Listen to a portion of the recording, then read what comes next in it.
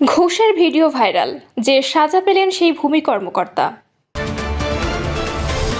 জানাবো জোরালো হচ্ছে তদন্তের দাবি, অনেক গুরুতর প্রশ্নের মুখে শাহাবুদ্দিন।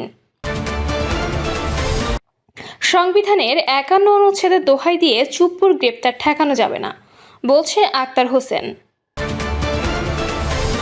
এবং সর্বশেষে জানাবো মঙ্গলবার বঙ্গভবনে প্রথম অফিস করবেন ভারপ্রাপ্ত রাষ্ট্রপতি। দর্শক শুনছিলেন সংবাদ শিরোনাম, এবার জানিয়ে দেব বিস্তারিত সংবাদ। তবে তার আগে অনুরোধ থাকবে ভিডিওটিতে একটি লাইক দিন এবং ভিডিও সম্পর্কে আপনাদের গুরুত্বপূর্ণ মতামত কমেন্ট করে জানিয়ে দিন। ঘুষের ভিডিও ভাইরাল, যে সাজা পেলেন সেই ভূমি কর্মকর্তা। ফরিদপুরের বোয়ালমারী উপজেলার সাতইর ইউনিয়ন ভূমি অফিসের ইউনিয়ন ভূমি উপসহকারী কর্মকর্তা ইমরান শেখকে সাময়িক বরখাস্ত করা হয়েছে। সামাজিক মাধ্যমে এক সেবা গ্রহীতার কাছ থেকে টাকা নেওয়ার ভিডিও ভাইরাল হওয়ার পর একাধিক গণমাধ্যমে সংবাদ প্রকাশিত হয়। এর কয়েক ঘন্টার মধ্যে জেলা প্রশাসক তার বিরুদ্ধে প্রশাসনিক ব্যবস্থা নেয়। এর আগে রোববার বিকালে প্রায় 2 মিনিট 22 সেকেন্ডের একটি ভিডিও সামাজিক মাধ্যমে ছড়িয়ে পড়ে। ভিডিওতে সাতইর ইউনিয়ন ভূমি অফিসে বসে ইমরান শেখকে এক ব্যক্তির কাছ থেকে টাকা গ্রহণ করতে দেখা যায়। ভিডিওর এক পর্যায়ে তাকে সহকারী কমিশনার শিবির আহমেদকে উদ্দেশ্য করে বলতে শোনা যায়, উনিও 40তম বিসিএস, আমিও 40তম বিসিএস, ওনার কপাল ভালো, উনি ক্যাডার হয়েছেন আর আমি নন ক্যাডার হয়েছি। ভিডিওটি ছড়িয়ে পড়ার পর স্থানীয়দের মধ্যে ব্যাপক আলোচনা সমালোচনার সৃষ্টি হয়। বিষয়টি আমলে নিয়ে উপজেলা প্রশাসন তাৎক্ষণিকভাবে তদন্ত প্রক্রিয়া শুরু করে। সহকারী কমিশনার শিবির আহমেদ ঘটনার বিষয়ে জেলা প্রশাসকের কাছে একটি প্রতিবেদন পাঠান। ওই প্রতিবেদনের ভিত্তিতেই সাময়িক বরখাস্তের আদেশ জারি করা হয়।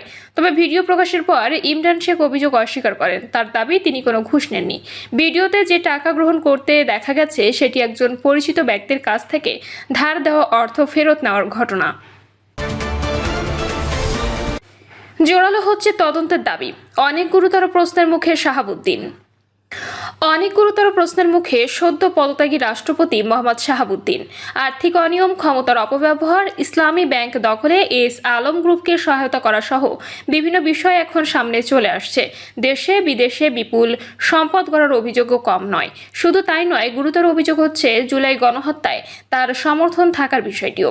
সম্প্রতি হাইকোর্টে দাখিল করা বাংলাদেশ ফাইন্যান্সিয়াল ইন্টেলিজেন্স ইউনিটের প্রতিবেদনে ইসলামী ব্যাংকের 80,000 কোটি টাকার শেয়ার কেলেঙ্কারিতে মোহাম্মদ শাহাবুদ্দিন ও তার কোম্পানি জেএমসি বিল্ডার্স জড়িত থাকার বিষয়টি উল্লেখ করা হয়েছে। বুধবার এ বিষয়ে শুনানিও হওয়ার কথা রয়েছে। তবে সংবিধানের ৫১ অনুচ্ছেদে রাষ্ট্রপতি থাকা অবস্থায় দায়মুক্তি দেওয়ার মোহাম্মদ শাহাবুদ্দিনকে এসব অভিযোগ কাঠগড়ায় দাঁড়াতে হবে কিনা সেই প্রশ্ন এখন টক অব দ্য কান্ট্রি। পর্যবেক্ষণ মহলের মতে সংবিধানের রাষ্ট্রপতি থাকার কার্যকালকে দায়মুক্তি দেওয়া আছে, কিন্তু রাষ্ট্রপতি হিসেবে দায়িত্ব পালনের আগের ও পরবর্তী জীবনের কর্মকাল নিয়ে কোনো অনিয়ম, দুর্নীতি ও ক্ষমতার অপব্যবহারের অভিযোগ থাকলে সেটি অবশ্যই তদন্ত করা উচিত। বিশেষ করে এখনো পর্যন্ত দুর্নীতি দমন কমিশনের কমিশনার থাকার কর্মকাল, ইসলামী ব্যাংকের পরিচালক ও ভাইস চেয়ারম্যান থাকা অবস্থায় তিনি যদি ক্ষমতার অপব্যবহার করে থাকেন এবং তার বিরুদ্ধে যদি জ্ঞাত আয় বহির্ভূত সম্পদ থাকার অভিযোগ ওঠে, সেটি অবশ্যই স্বচ্ছতা জবাবদিহির প্রশ্নে তদন্ত হওয়া উচিত। তারা মনে করেন গণমাধ্যমে বিদায়ী রাষ্ট্রপতি শাহাবুদ্দিনকে নিয়ে যেসব অভিযোগ উত্থাপিত হয়েছে সে বিষয়ে নিজের ইমেজ সুরক্ষার প্রশ্নে ওনারই উচিত হবে সরকারের কাছে তদন্তের দাবি করা। সদ্য পদত্যাগ করা মোহাম্মদ শাহাবুদ্দিন রাষ্ট্রপতি পদে আসীন হওয়ার আগে ইসলামী ব্যাংকের পরিচালক ও ভাইস চেয়ারম্যান, দুর্নীতি দমন কমিশনার ও বিচার ক্যাডারের কর্মরত ছিলেন। এছাড়া এস আলম গ্রুপ সংশ্লিষ্ট জেএমসি বিল্ডার্সের ভাইস চেয়ারম্যান ছিলেন তিনি। এসব দায়িত্ব পালনের সময় তার বিরুদ্ধে ক্ষমতার অপব্যবহার, এস আলম গ্রুপকে সোয়া 2 লাখ কোটি টাকা বিদেশে পাচারের সহায়তা করা সহ অন্যান্য অপরাধের অভিযোগ তদন্তে প্রমাণ সাপেক্ষে তাকে বিচারের মুখোমুখি করার সুযোগ রয়েছে। কারণ হিসেবে তারা এও বলেন, রাষ্ট্রপতি পদে অধিষ্ঠিত হওয়ার আগের অনিয়ম ছাড় দেওয়া হলে দেশে দুর্নীতিবাজরা উৎসাহিত হবে। বিরোধী রাজনৈতিক দলগুলো এই ইস্যুতে আন্দোলনেরও সুযোগ পাবে। তবে তারা মনে করেন এই পরিস্থিতিতে মোহাম্মদ শাহাবুদ্দিন ও তার পরিবারের সদস্যদের ভবিষ্যৎ ভাগ্য বিএনপি সরকারের রাজনৈতিক সিদ্ধান্তের উপর নির্ভর করছে। সরকার না চাইলে কিছুই হবে না। যদি মোহাম্মদ শাহাবুদ্দিনের বিষয়ে রোববার সরকারের 2 মন্ত্রী 2 ধরনের বক্তব্য দিয়েছেন। চট্টগ্রামে এক অনুষ্ঠানে আইনমন্ত্রী মোহাম্মদ শাহ আসাদুজ্জামান বলেন, মোহাম্মদ শাহাবুদ্দিনের বিরুদ্ধে দুদক চেয়ারম্যান ও ইসলামী ব্যাংকের পরিচালক থাকাকালে ওঠা বিভিন্ন দুর্নীতির অভিযোগ সরকার গুরুত্বের সঙ্গে পর্যালোচনা করছে। তদন্ত শেষে জনস্বার্থ বিবেচনায় আইন অনুযায়ী প্রয়োজনীয় ব্যবস্থা নেওয়া হবে। এদিন সচিবালয়ের স্বরাষ্ট্রমন্ত্রী সালাউদ্দিন আহমেদ বলেন, রাষ্ট্রপতির দায়িত্ব পালনের সময় স্বৈরাচারের শেষের দিকে অন্তর্বর্তী সরকারের পুরোটা এবং বর্তমান রাজনৈতিক সরকারের সময় তিনি বিধিবিধান ও সংবিধান অনুসারে দায়িত্ব পালন করেছেন। আমরা রাষ্ট্রপতির সহযোগিতা পেয়েছি। সংবিধান অনুসারে তিনি প্রিভিলেজড, তার দায়মুক্তি আছে। ফৌজদারি অপরাধ বা অন্য বিষয়ে আদালতে তার বিরুদ্ধে মামলা করা যায় না।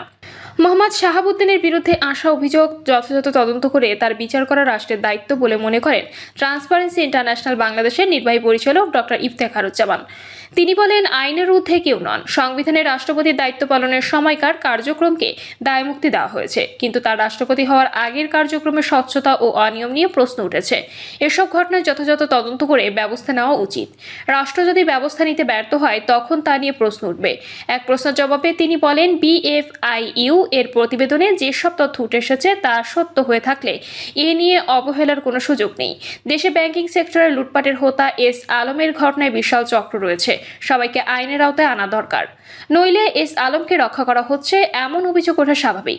এদিকে সাবেক রাষ্ট্রপতি মোহাম্মদ শাহাবুদ্দিনের বিরুদ্ধে ব্যাংকিং সেক্টরে নানা অনিয়ম, দুর্নীতি ও ক্ষমতার অপব্যবহারের বিষয়ে সাংবাদিকদের এক প্রশ্নের জবাবে বাংলাদেশ ব্যাংকের মুখপাত্র ও নির্বাহী পরিচালক আরিফ হোসেন খান বলেন, পদত্যাগী রাষ্ট্রপতির বিরুদ্ধে নতুন করে কোনো তদন্ত না হলেও পুরনো কোনো ঘটনার সংশ্লিষ্টতা পাওয়া গেলে সে বিষয়ে সিদ্ধান্ত নেওয়া হবে। ছাত্রলীগ, যুবলীগ, আওয়ামী লীগ ও বাকশালের বিভিন্ন পদে থাকা মোহাম্মদ শাহাবুদ্দিন 1982 সালে বাংলাদেশ সিভিল সার্ভিস ক্যাডারে যোগ দেন। 2011 থেকে 2016 সাল পর্যন্ত দুর্নীতি দমন কমিশনের কমিশনার হিসেবে দায়িত্ব পালন করেন। এ সময় বিশ্বব্যাংক পদ্মা সেতু নির্মাণ প্রকল্পে দুর্নীতির অভিযোগ উত্থাপন করলে তিনি সেটি ধামাচাপা দেন। এছাড়া তিনি এস আলম গ্রুপেরও ঘনিষ্ঠ সহযোগী ছিলেন।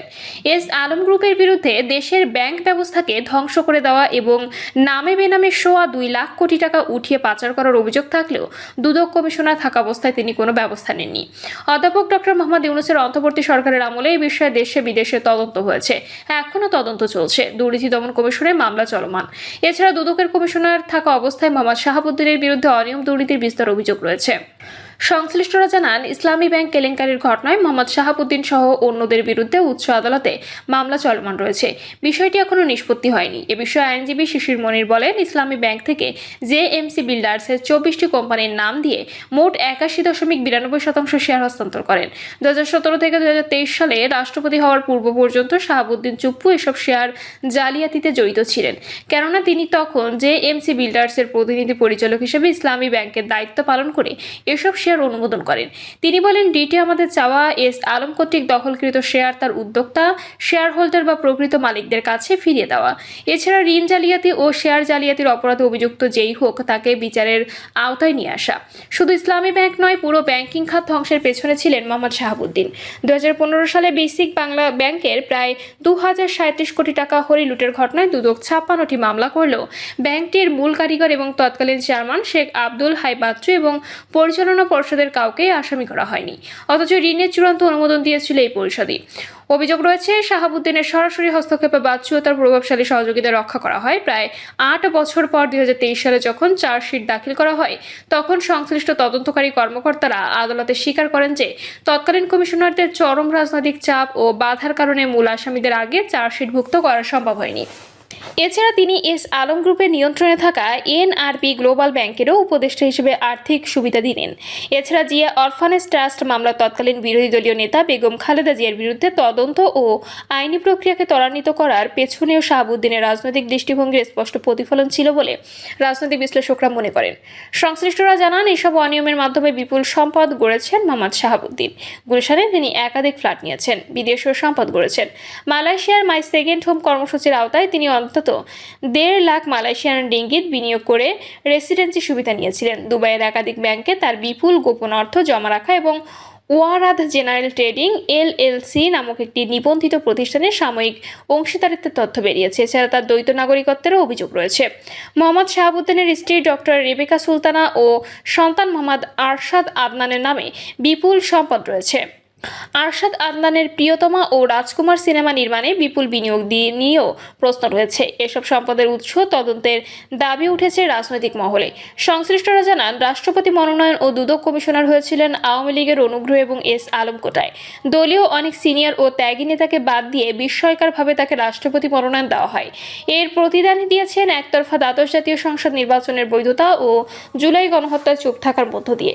এমনকি ওই সময় রাজনৈতিক সংকট সমাধানে কোনো পদক্ষেপও নেননি শাহাবুদ্দিন।